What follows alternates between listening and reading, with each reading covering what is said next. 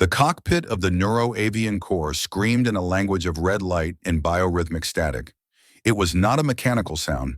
It was the wail of a living thing being torn apart.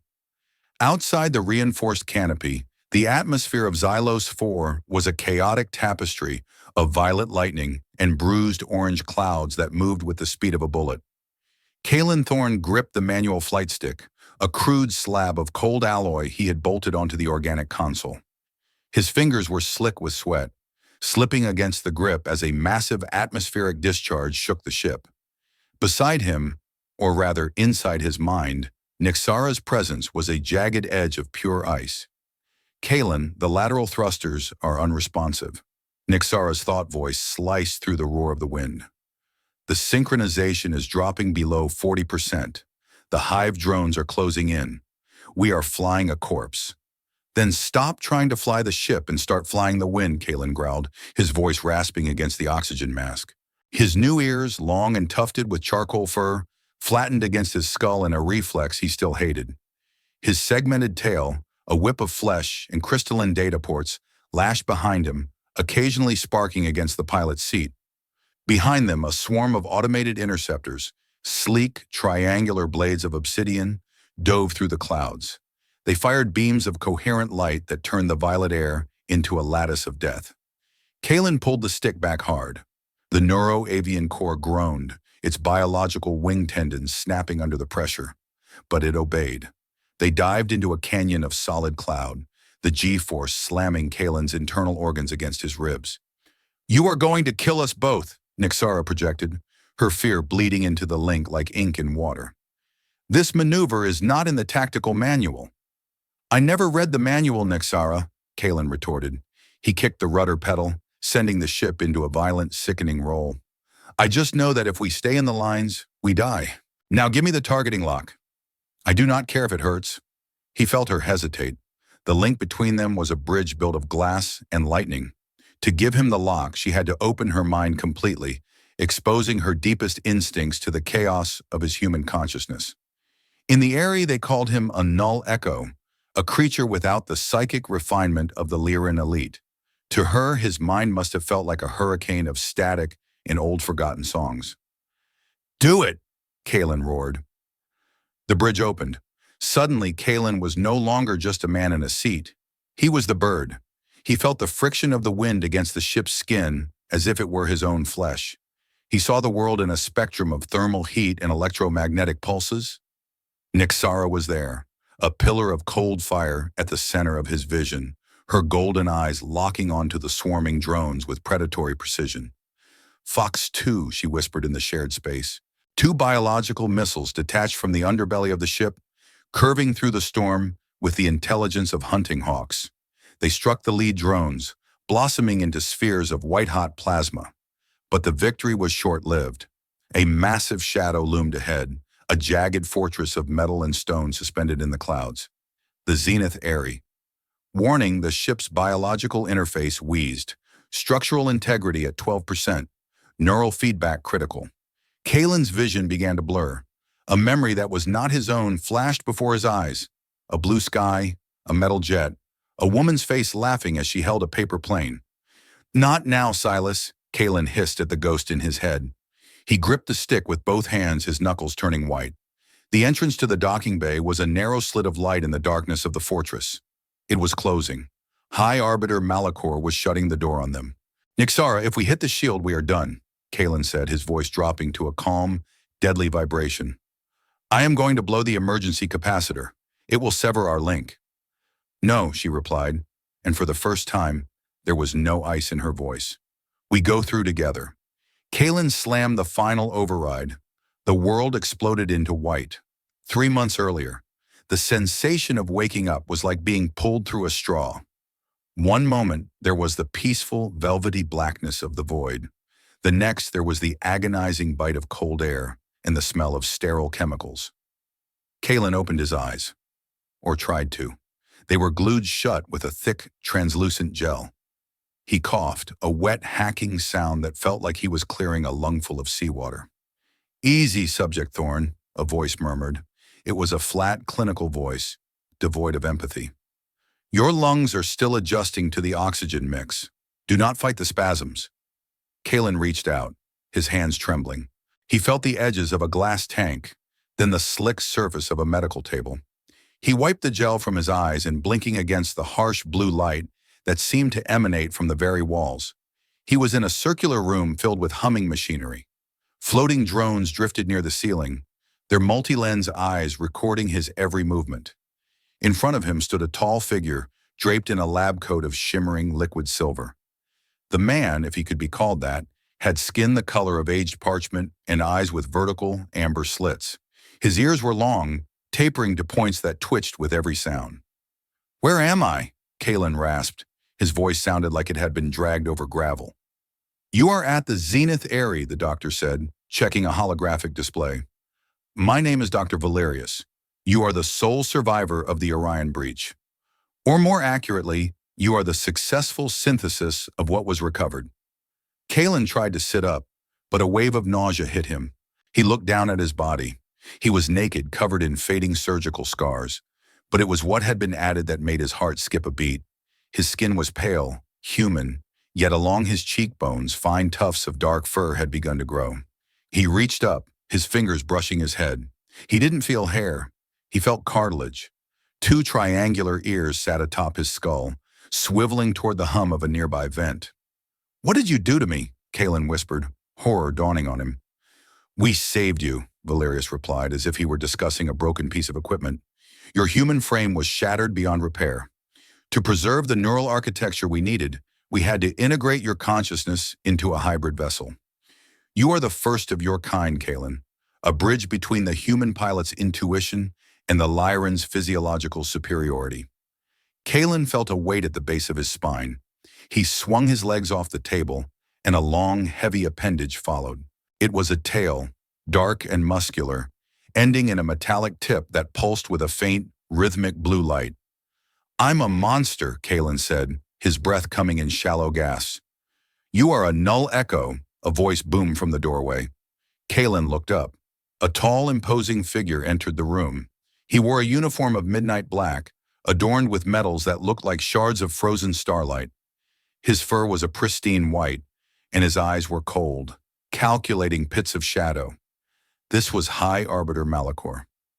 "You have the memories of a soldier, but your resonance is flat," Malachor said, walking around the table as if inspecting livestock. "You cannot feel the pulse. You cannot hear the music of the spheres that every Lyran child is born with. To our people, you are a ghost in a broken shell." "Then let me go," Kalen spat. "Send me back to Earth." "Earth is a graveyard of cinders, human," Malachor said, leaning in close. The smell of ozone and old metal drifted off him. "Your kind burned their world to keep their pride.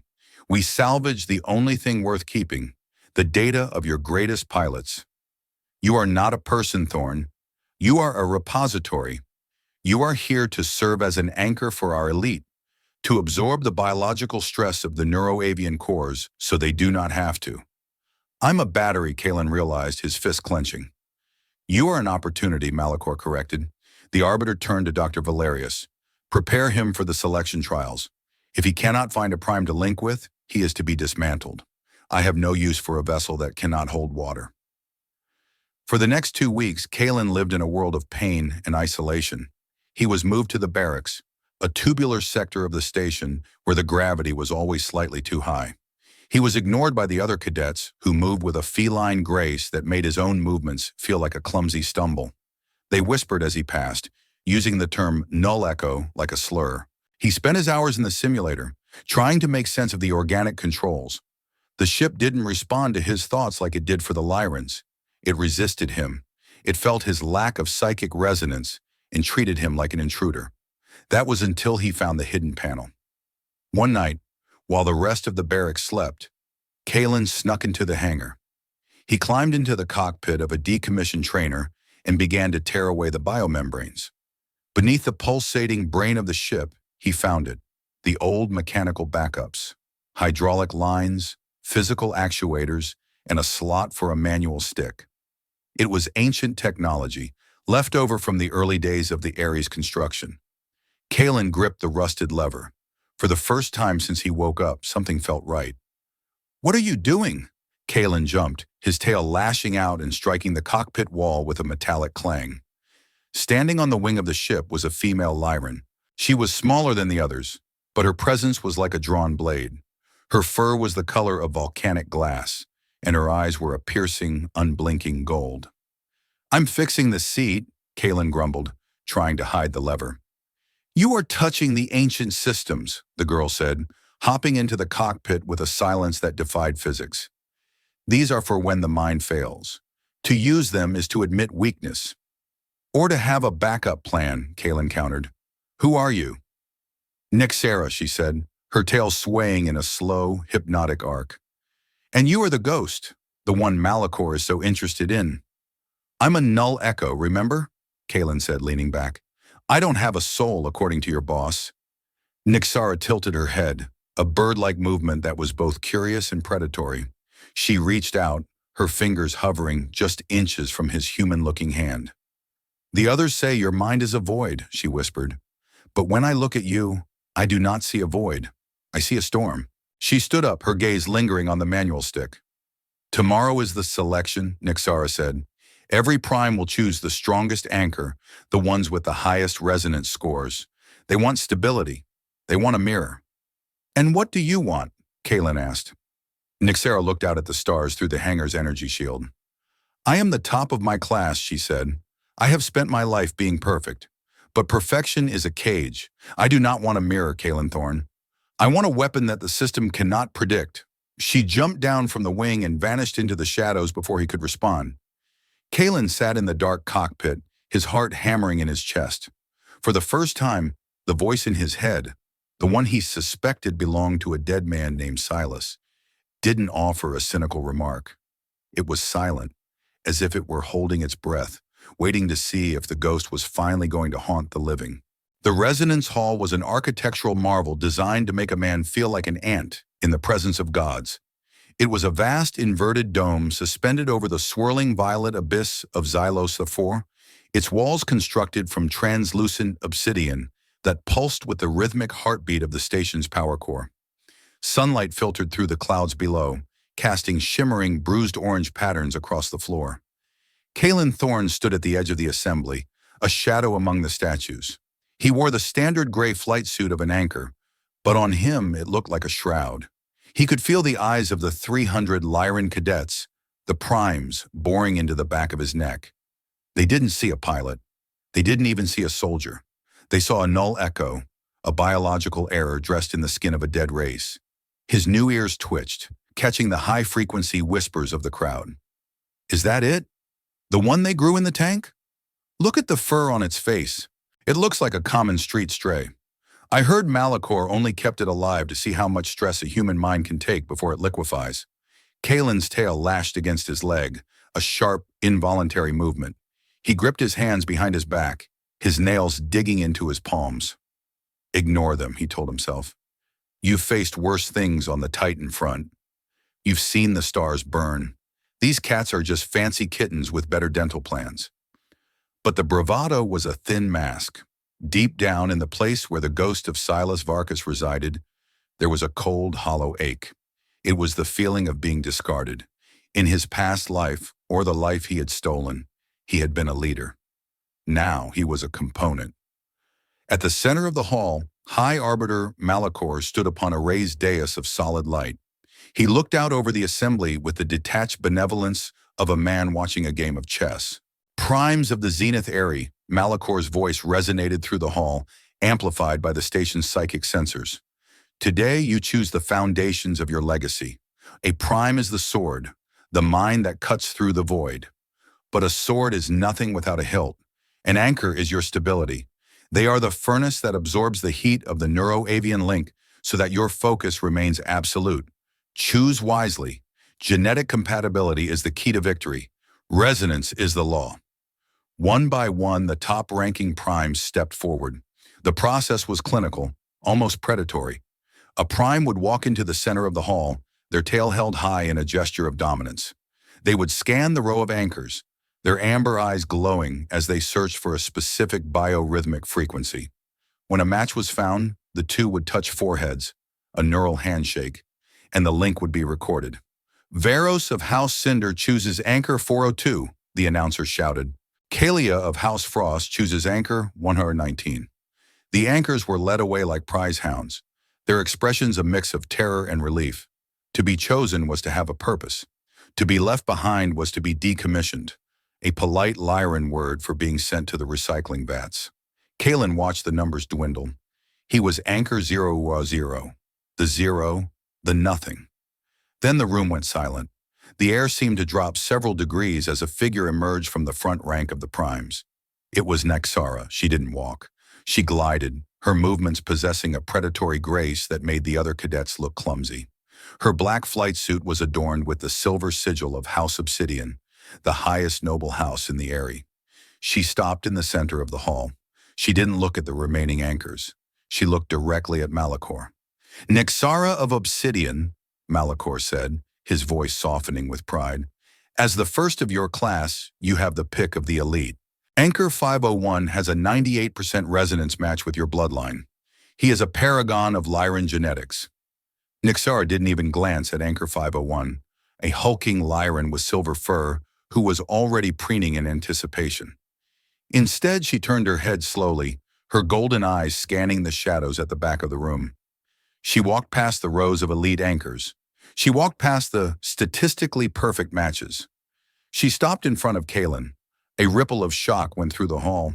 Malachor's expression shifted from pride to a dangerous, low-thrumming irritation. Nexara, Malachor warned, the Null Echo is not a candidate for a House Obsidian Prime. His resonance is non-existent. He is a vessel of trash data. Nexara didn't look back. She stood inches from Kalen. Up close, she smelled like ozone, and a faint sweet scent reminiscent of rain on dry earth. Her eyes were not cold, as they had been in the hangar. They were searching. They call you a waste, she whispered, her voice barely audible above the hum of the station. They aren't wrong, Kalen replied, his voice a dry rasp. I don't hear your pulse, Nexara. I don't fit in your machine. The pulse is a lullaby, she said, her tail twitching in a sign of defiance. It teaches us to sleep while we fly. I do not want to sleep. I want to wake up. She reached out and grabbed his hand. It wasn't the formal forehead touch. It was a human gesture, a grip of solidarity. I choose Anchor 00, Nexara announced, her voice ringing out like a strike on an anvil. The silence that followed was absolute. Then Malachor stepped down from the dais, his footsteps echoing like thunderclaps. He approached them, his fur bristling with suppressed rage. You jeopardize your future, child, Malachor hissed. To link with a Null Echo is to invite madness into your mind. His brain is a graveyard of human trauma. It will infect you. Then I will be the most powerful infection in the Eyrie, Nexara countered, her grip on Kalen's hand tightening. The law states the Prime chooses. I have chosen.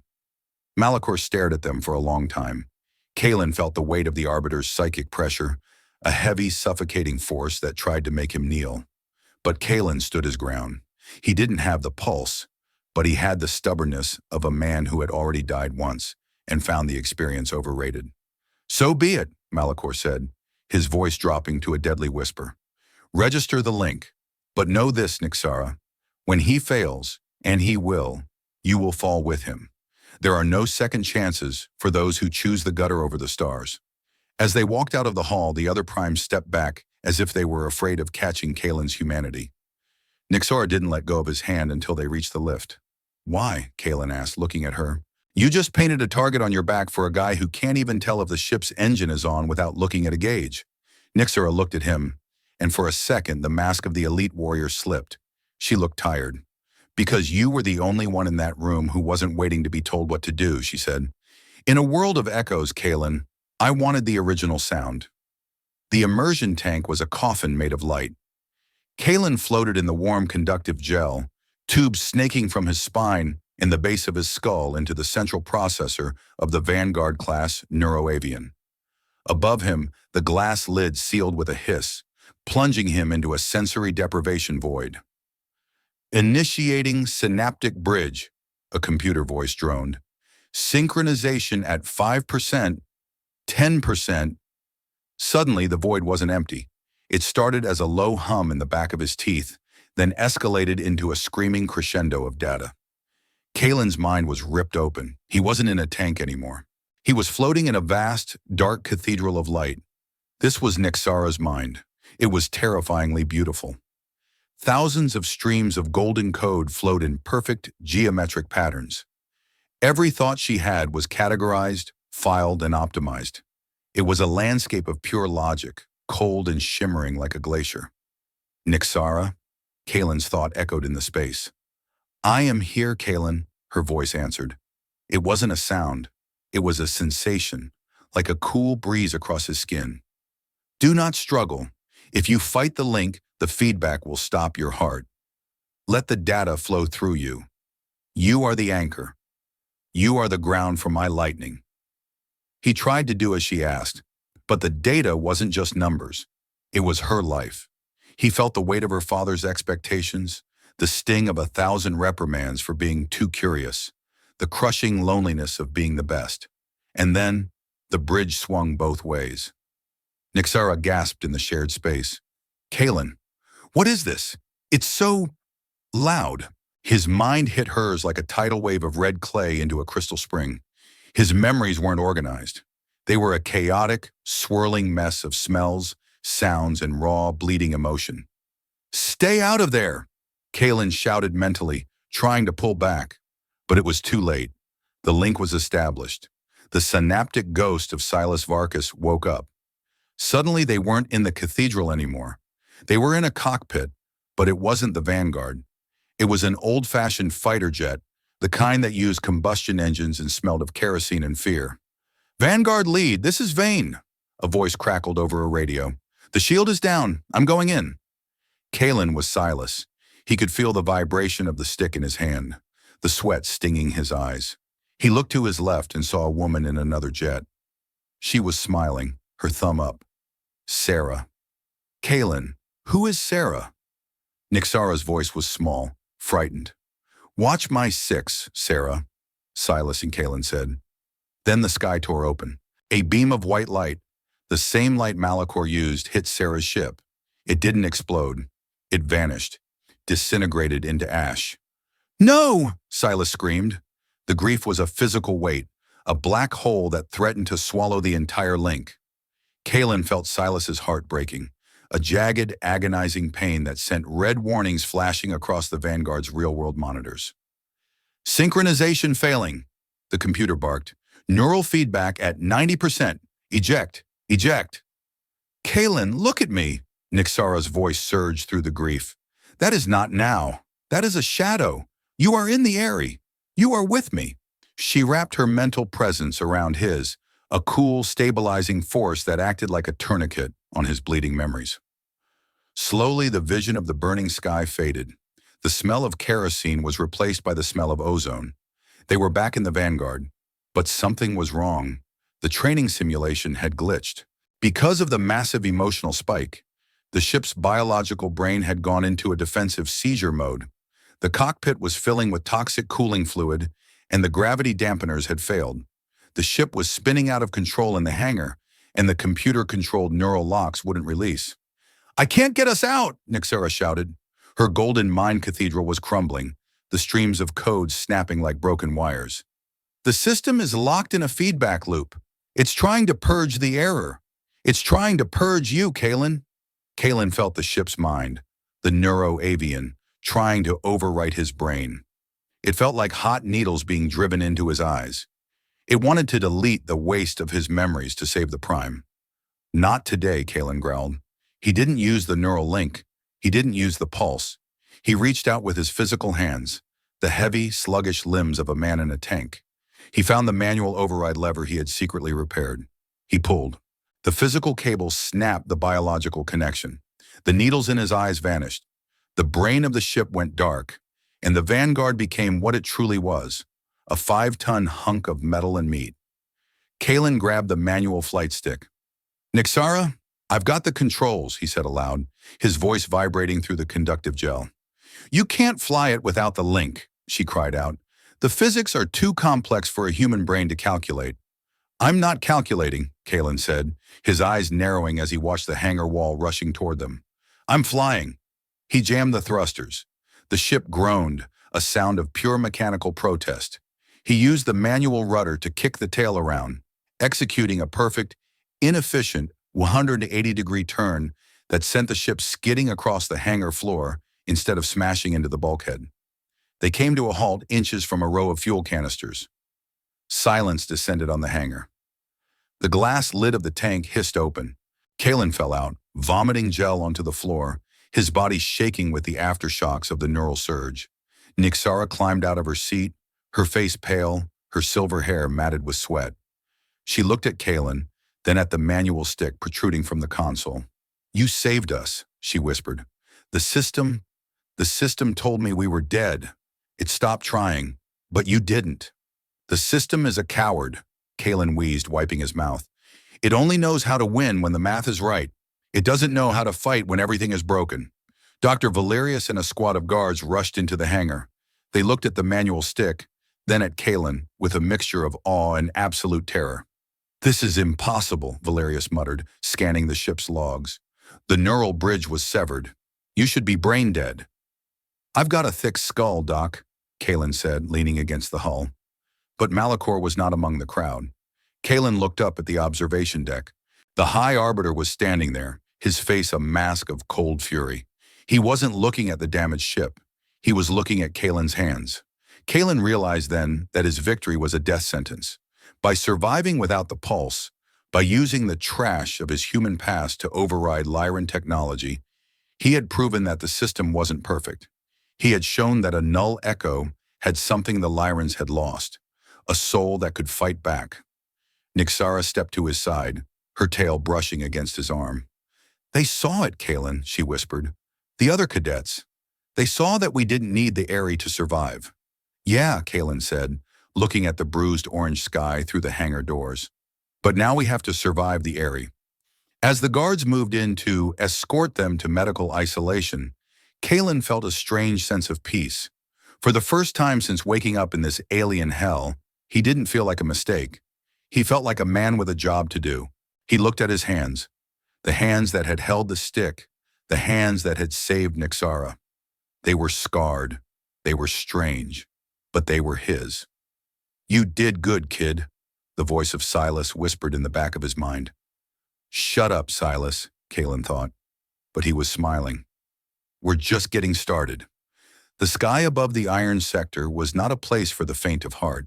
It was a churning cauldron of sulfuric vapor and jagged floating shards of magnetite that acted like a million razor-edged mirrors. At 40,000 feet, the wind didn't just blow. It screamed, a violent, high-pitched whistle that threatened to tear the bio-hull of the neuroavian ships to pieces.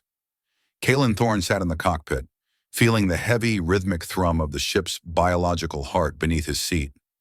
This was no simulation. This was the Iron Skies trial, a live-fire exercise designed to weed out the weak before the final skirmish. Targeting array active, Nixara's voice whispered in the shared neural space. She sounded steady, but Kalen could feel the tremor in her mental aura. The link between them was stronger now, a humming cable of light that connected his gut to her eyes. Kalen, the formation is breaking.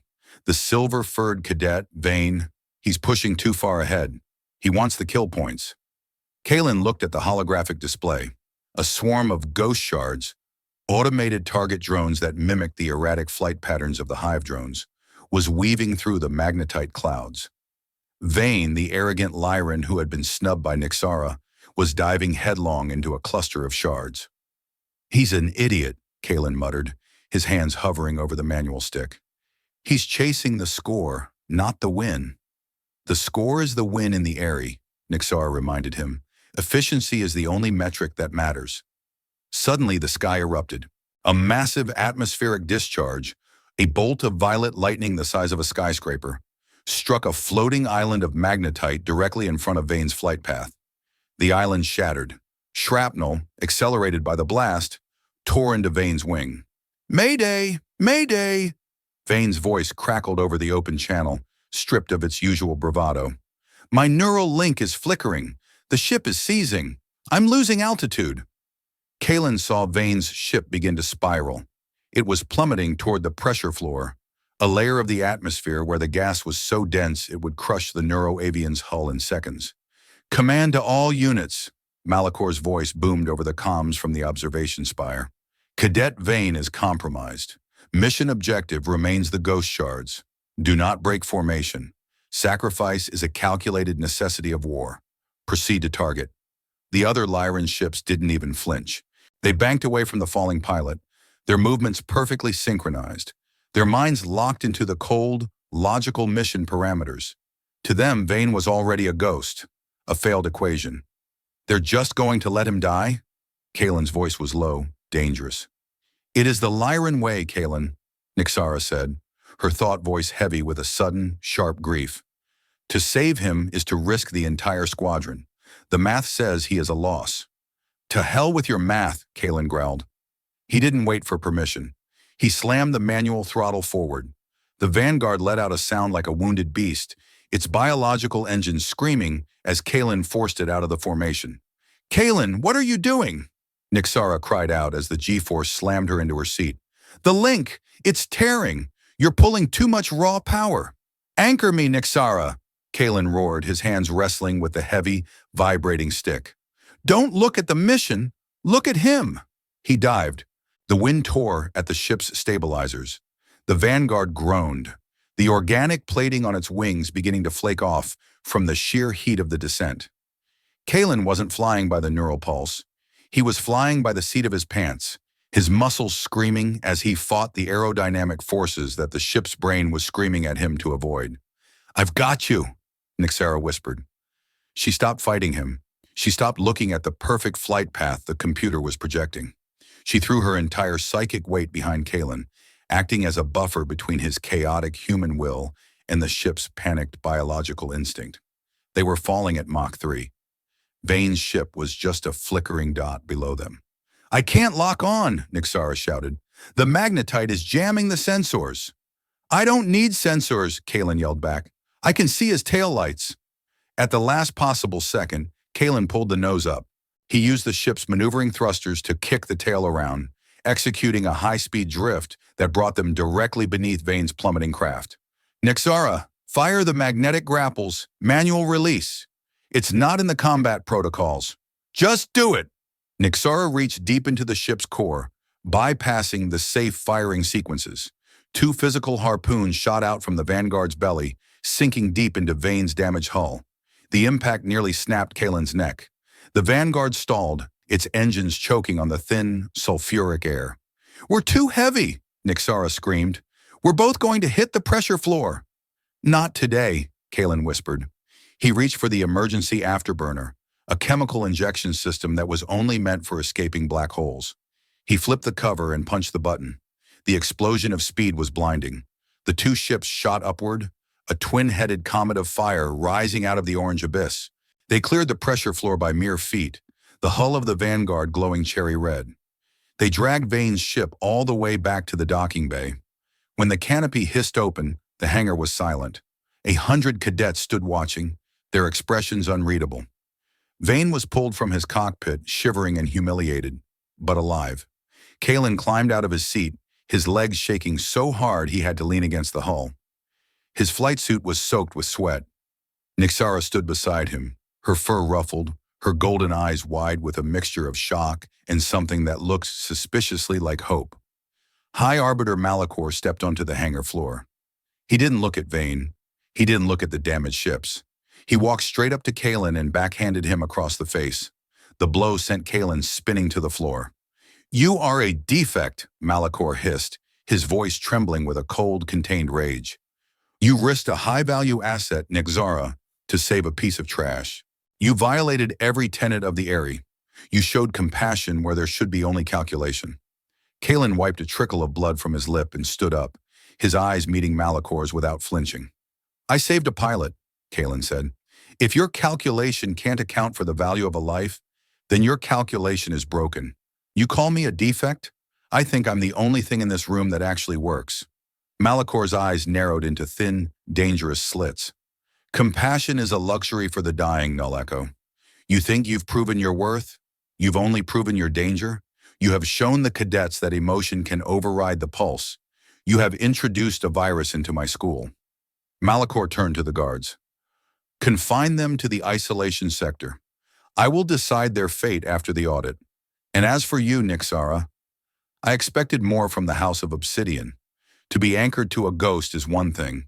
To let the ghost lead you into the fire is another. As they were led away, Kalen looked back at the crowd of cadets. For the first time, they weren't whispering insults. They were looking at Vane, then back at Kalen. The math of the area had been challenged, and the answer didn't add up. Kalen felt a hand on his shoulder.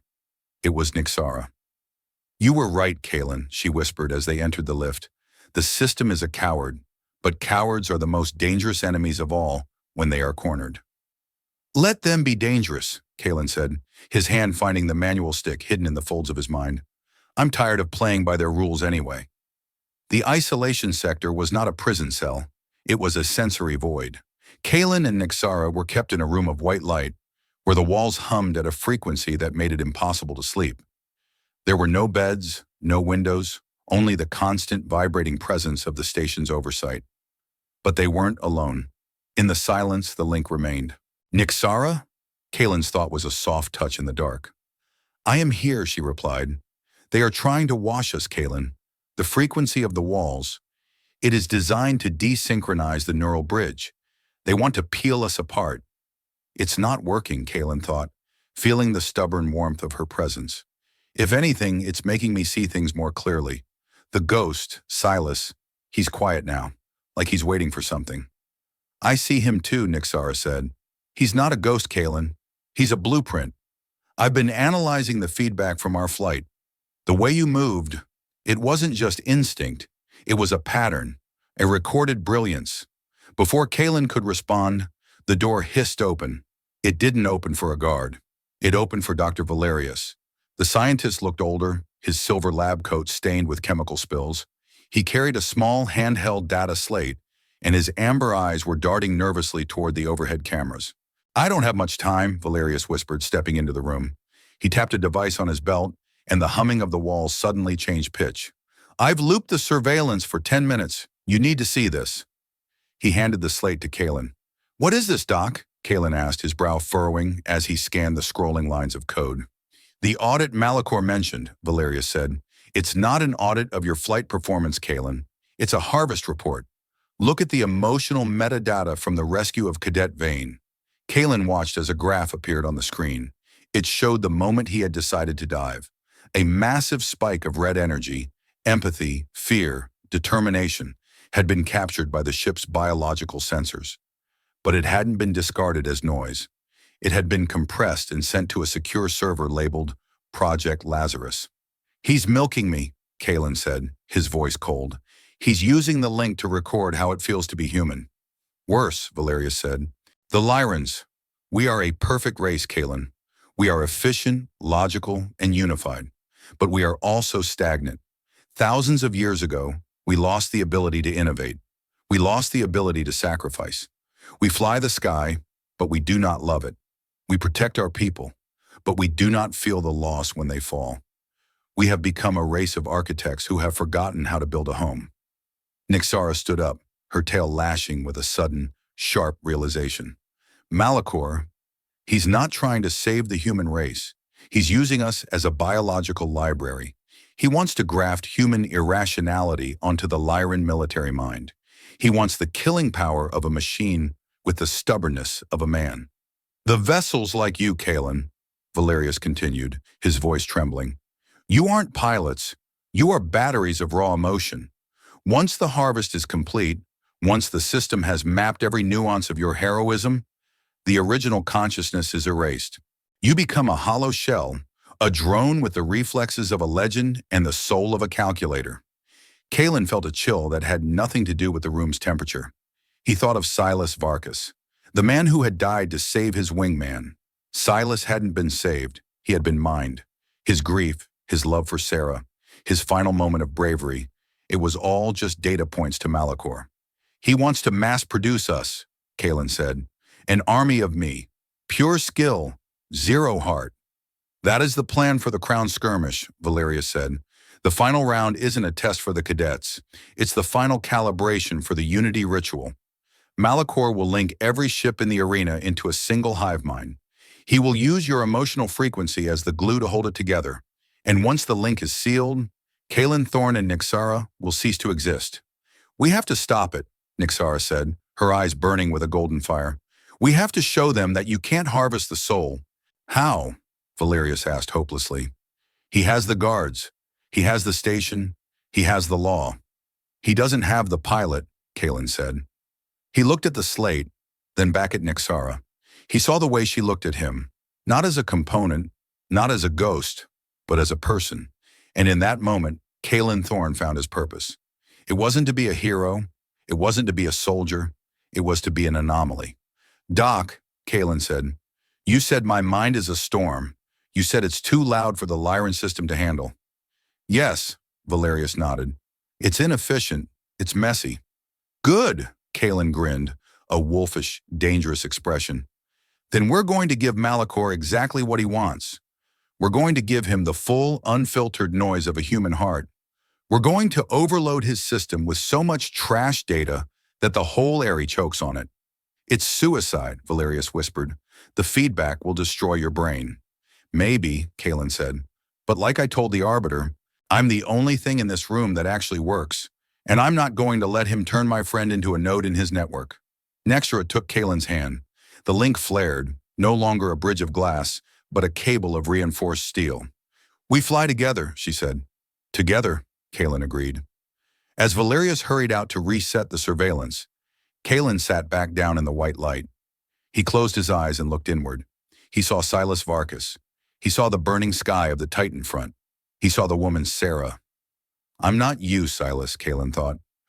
I'm the part of you that didn't give up, and I'm going to finish the flight. The ghost didn't answer. It didn't need to. It just handed him the stick. The isolation sector did not yield to force. It yielded to a whisper.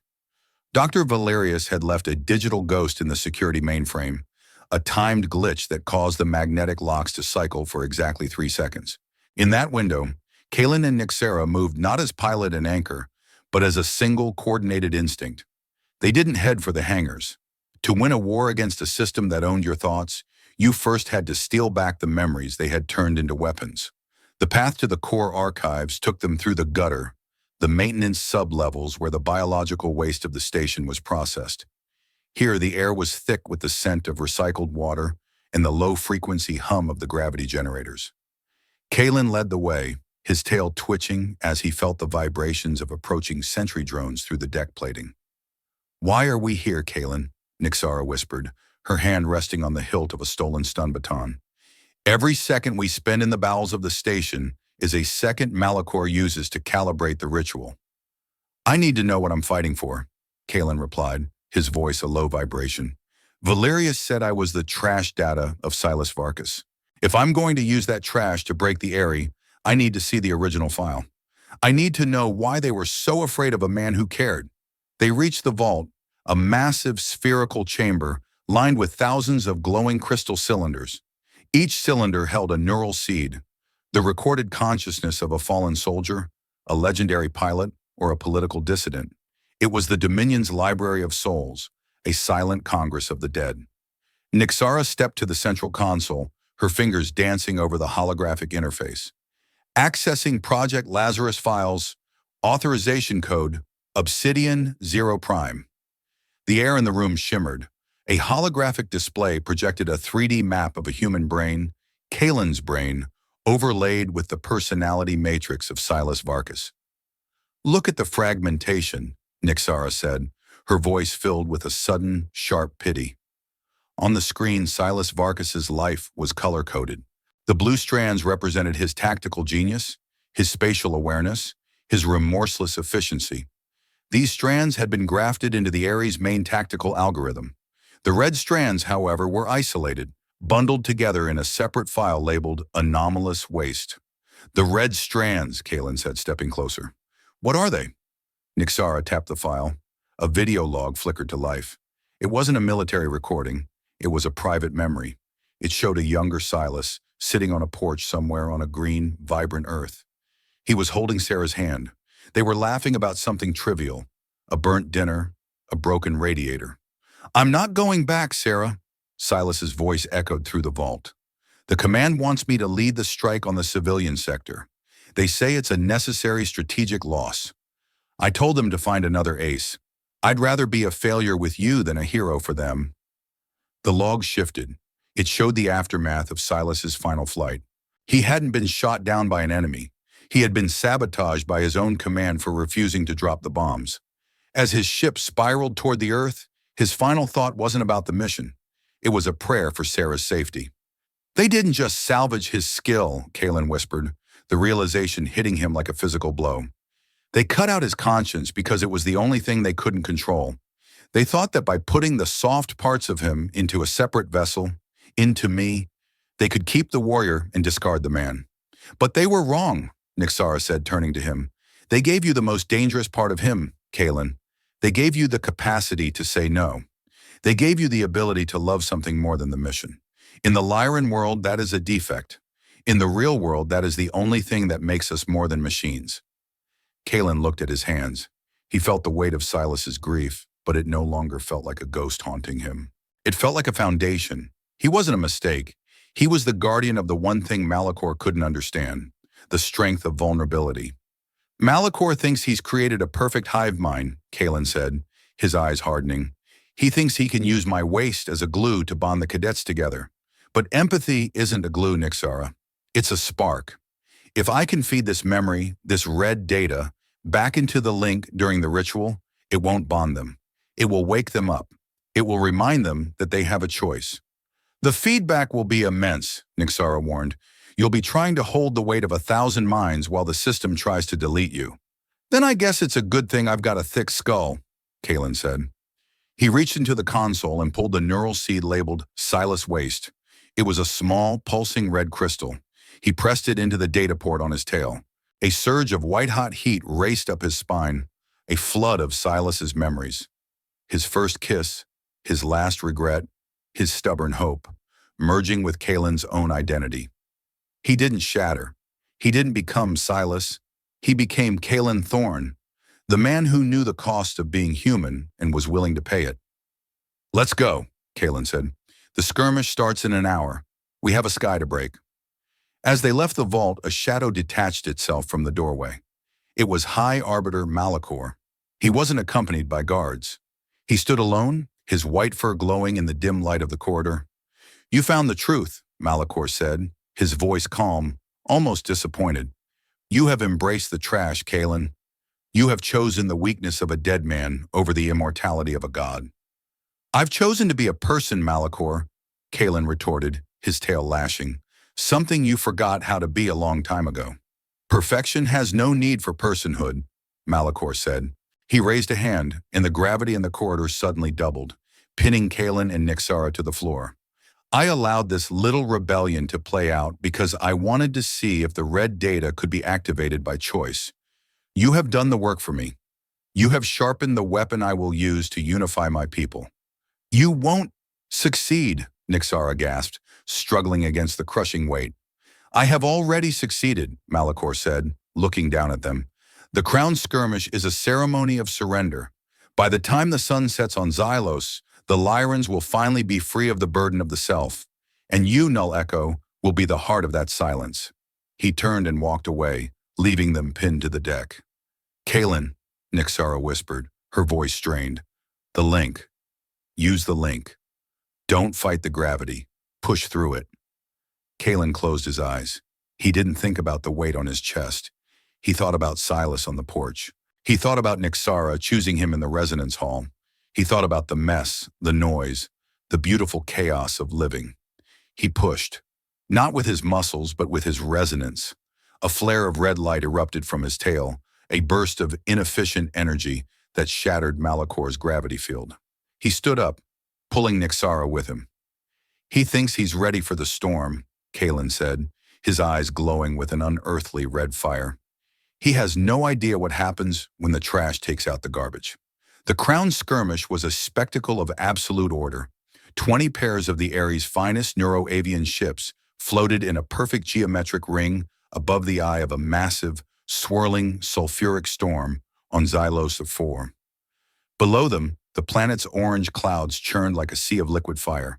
Above them, the Panopticon grid, a network of thousands of camera drones, broadcast the event to every Lyran citizen across the stars. The audience saw the sleek obsidian hulls of the ships. They saw the synchronized movements of the wings. They saw the primes sitting in their biocockpits, their eyes closed in a trance of perfect efficiency.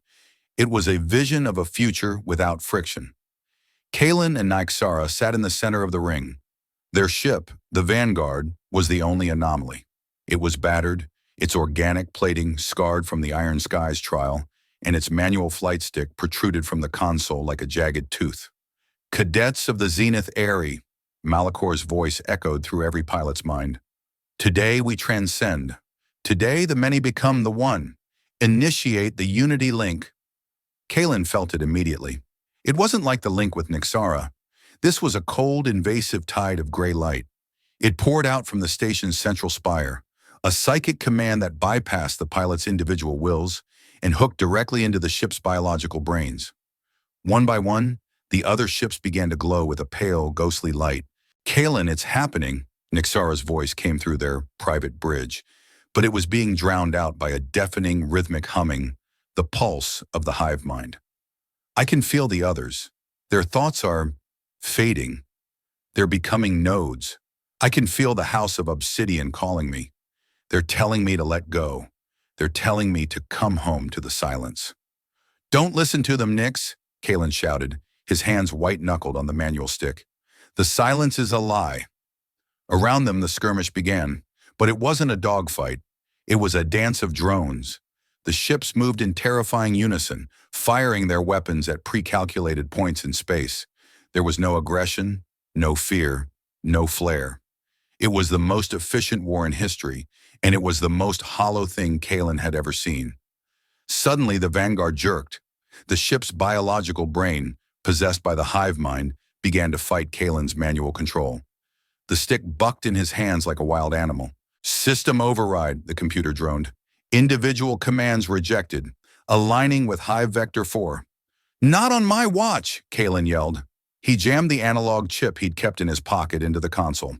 "Nyxara, I need the red data. Now!" Nyxara screamed, a mental sound of pure agony. She was at the breaking point.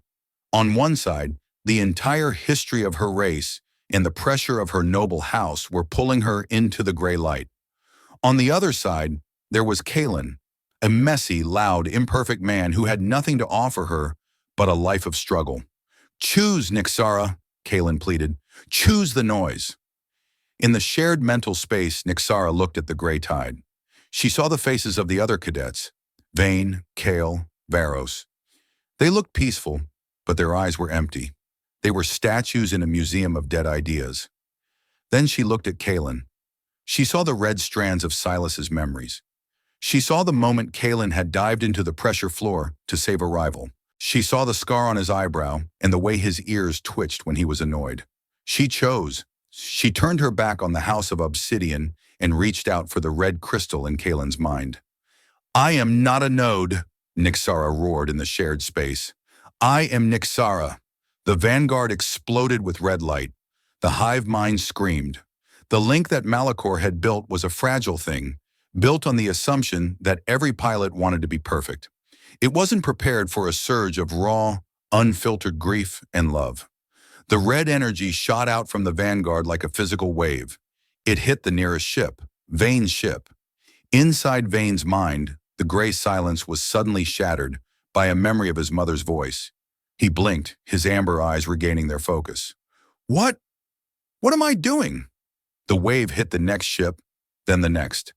"The anomaly is spreading," a controller shouted in the observation spire.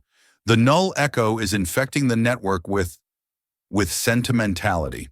Malakor stood at the window, his claws digging into the railing.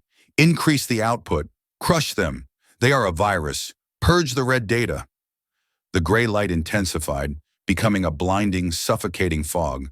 The ships that had been awakened were suddenly targeted by the station's automated defense turrets. "They're going to kill everyone to keep the secret," Kalen realized, watching the turrets track the confused cadets. We have to take out the broadcast spire, Nixara said, her voice now a calm, deadly resonance. She was no longer just a prime, she was the bridge. Kalen, if we hit the spire, the feedback will destroy the Unity ritual forever.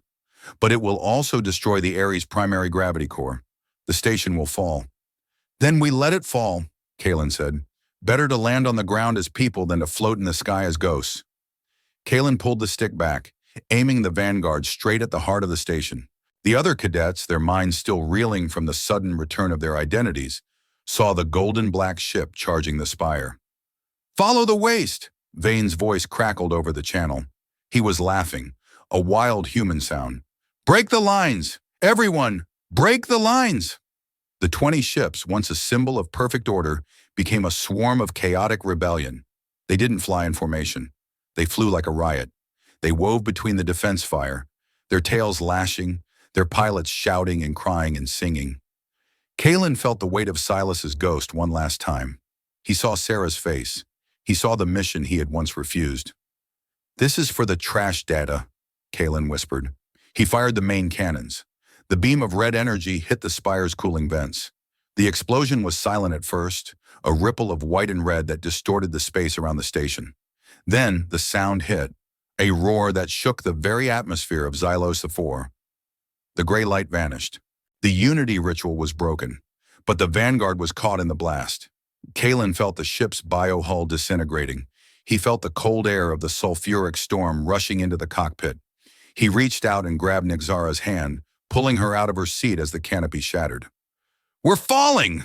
Nixara shouted over the roar of the wind.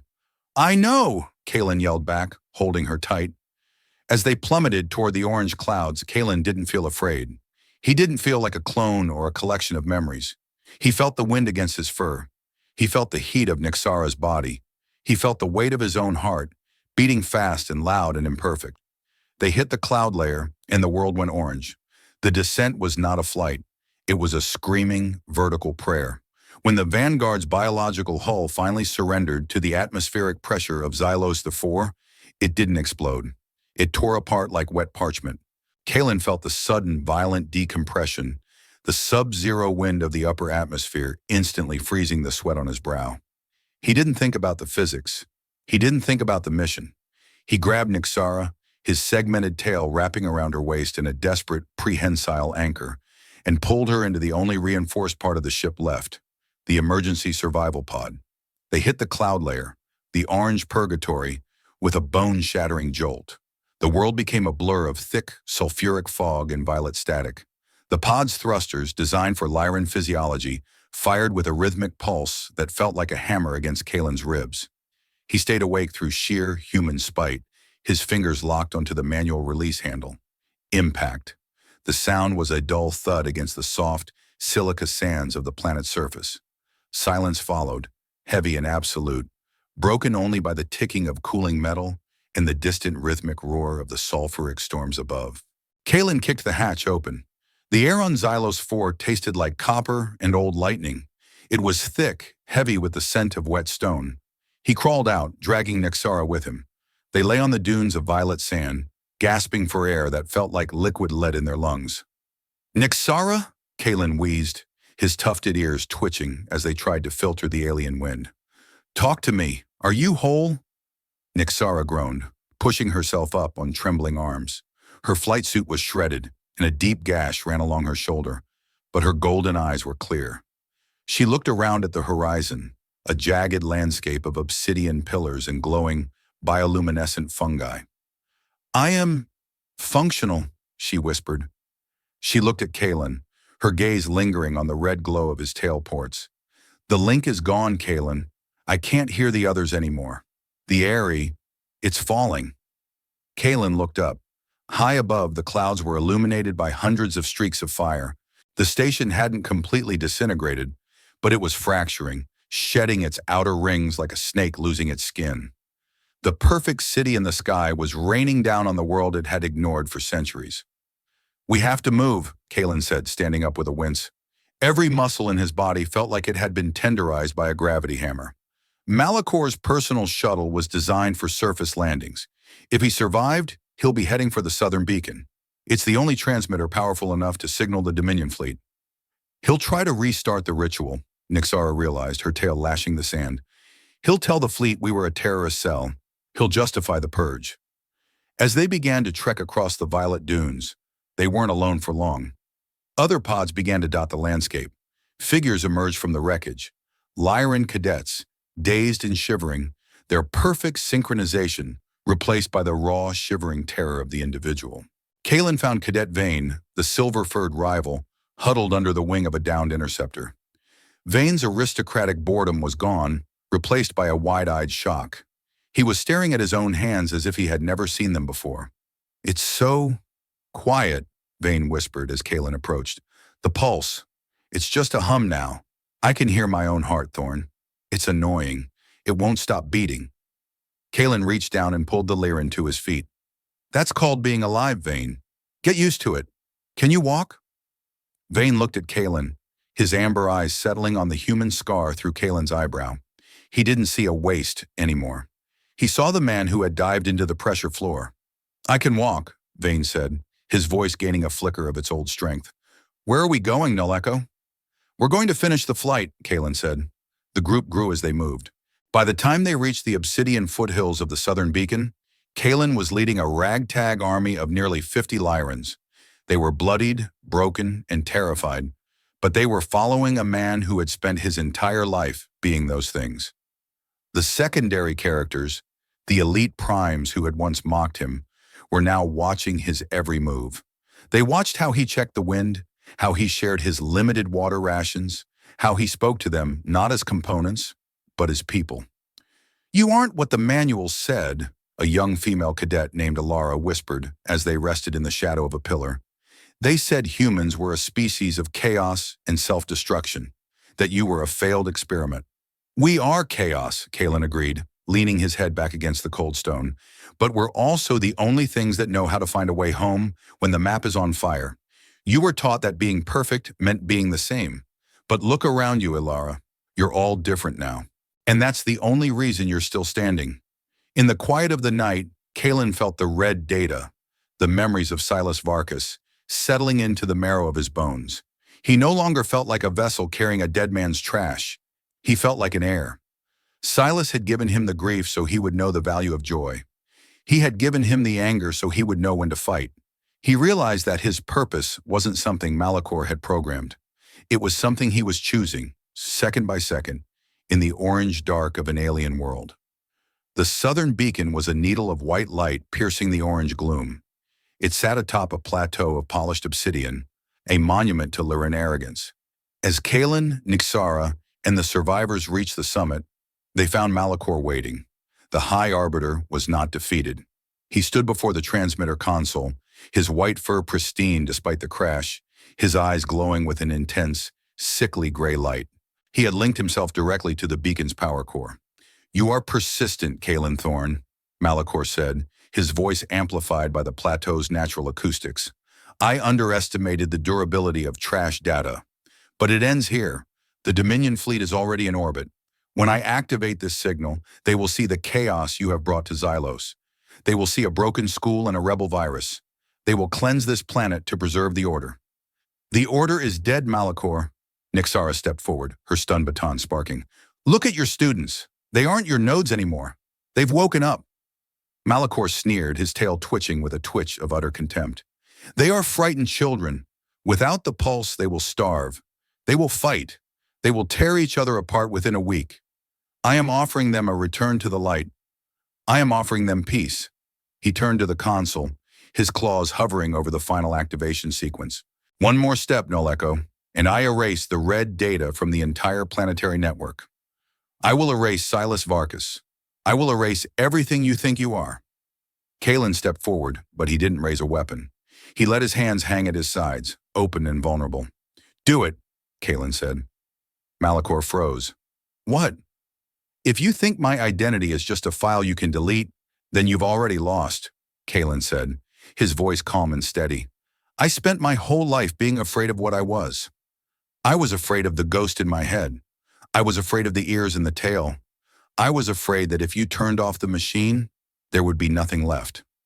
Kalen walked closer, the gray light of the beacon reflecting in his tired human eyes. But I'm not a file, Malachor. I'm the choices I've made. I'm the rescue of Vane. I'm the link I shared with Nixara. I'm the man who's standing here right now, even though my body is screaming for me to quit. You can delete the data, but you can't delete the fact that I'm here. Kalen reached into his breast pocket and pulled out the house obsidian sigil Nixara had given him. He held it up. You wanted to harvest humanity? This is it. It's the choice to stay when the math says to run. It's the choice to love something that makes you weak. It's the choice to be a waste because the alternative is being a ghost. The other cadets began to step forward, joining Kalen on the plateau. Vane, Alara, and 40 others. They didn't move in formation. They moved as a crowd, a messy, beautiful tide of individuals. Malachor's gray light flickered. For the first time, he looked afraid. He looked at the cadets, his nodes, and saw that they were no longer looking for his command. They were looking at each other. It is inefficient, Malachor stammered, his fingers trembling over the keys. It is a decline. It is the waste. No, Nixara said, standing beside Kalen. It's the sky. And for the first time, it's ours. Malachor let out a roar of frustration and lunged for the activation key. But he was too late. Kalen didn't use a laser or a blade. He used the manual skills he had spent weeks honing. He lunged forward, his tail wrapping around Malachor's ankle to trip him, while his hands gripped the manual override lever on the beacon's base, a relic of the original construction he had spotted the moment they arrived. He pulled. The beacon didn't broadcast a signal. It groaned, its power core overloading as the manual bypass flooded the system with raw, unfiltered energy. The gray light turned red, then white, then vanished into a shower of sparks. The transmitter shattered.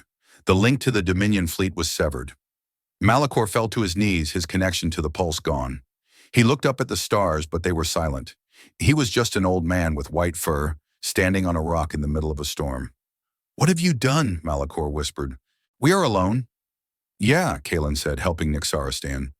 We're alone, just like everyone else. Now we get to figure out what to do about it. The sun rose over Xylos 4 2 days later. It wasn't a violet or orange sun, but a pale golden light that managed to pierce through the thinning, sulfuric clouds.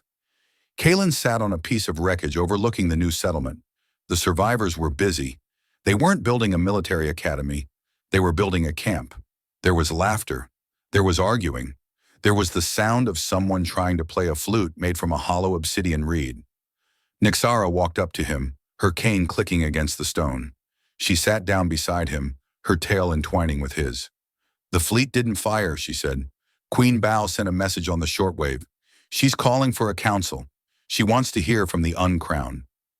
She's going to have a lot to listen to, Kalen said, looking at his hands. They were scarred, greasy, and shaking slightly, but they were his. I used to think that being a vessel was a curse. I spent every waking moment trying to figure out where Silas ended and Kalen began. I thought that because I was built from the scraps of a dead man's regrets, I was nothing more than a ghost in a borrowed suit. I thought that my flaws, my hesitation, my pity, my inefficiency, were the things that made me a failure. But sitting here, watching the sun hit the dust of a world that doesn't care about our rank or our bloodlines, I finally understand. Silas didn't leave me a haunting. He left me a survival kit. The parts of him that Malachor called trash were actually the only parts that could survive the fall. The waste wasn't the error, it was the point. We spend so much time trying to be the perfect versions of ourselves, the most efficient, the most successful, the most correct, that we forget that the gaps in our armor are where the light gets in. I am a remix. I am a hybrid. I am a soldier who cries and a pilot who gets lost. And for the first time in 2 lives, I don't want to be anyone else. I've stopped looking for the pilot's manual and started writing my own page. It's messy and the handwriting is terrible, but it's real. I spent so long trying to scrub the human out of my system because I was told it made me weak. I wonder, in your world, what are the parts of yourself you've been trying to hide because they don't look perfect to the people around you? What if those flaws, those messy, inefficient, loud parts of your heart, are actually the only things that can save you when the sky starts to fall? Kalen stood up. the house obsidian sigil catching the morning light as he tossed it into the violet sand below. He didn't need a badge to know who he was anymore. "Hey, Thorn!" Vane shouted from the campfire below, waving a piece of synthetic protein. "Are you coming down? We're trying to figure out how to fix the water recycler, and Alara says we should just pray to the pulse." "Tell her the pulse is busy," Kalen shouted back, a wide, genuine grin spreading across his face. "I'm coming. Save me some of that terrible fish." He took Nixara's hand and together, they walked down the mountain toward the noise.